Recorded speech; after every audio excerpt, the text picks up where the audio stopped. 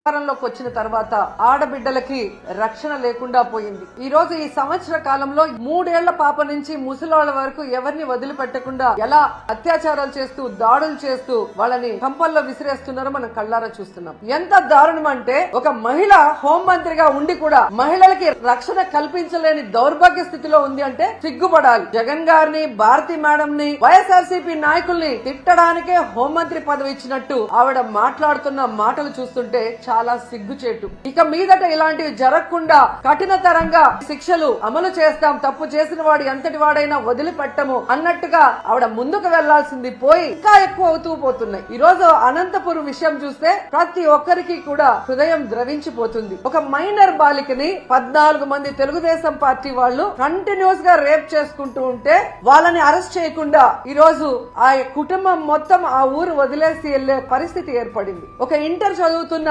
తన్మయ్య అనే గిరిజన అమ్మాయి 6 రోజుల ముందర కనిపించకుండా పోయిందని వాళ్ళ తల్లిదండ్రులు కంప్లైంట్ ఇస్తే కంప్లైంట్ ఇవ్వడానికి పోలీస్ స్టేషన్ కు వచ్చిన వాళ్ళని ఎంత అవమానంగా వాళ్ళు బిహేవ్ చేశారు. ఆ కేసును ఎందుకు పట్టించుకోకుండా అలా పడేయటం వల్లే 6 రోజుల తర్వాత ఆ అమ్మాయి శవమై దొరికింది. ఆడపిల్ల ప్రాణాలు తీయటం, మానాలు తీయటం వీళ్ళకి సహజమైపోయింది. ఇంత జరుగుతున్నా కూడా చీమ కుట్టినట్టయినా లేకపోవడం దురదృష్టకరం.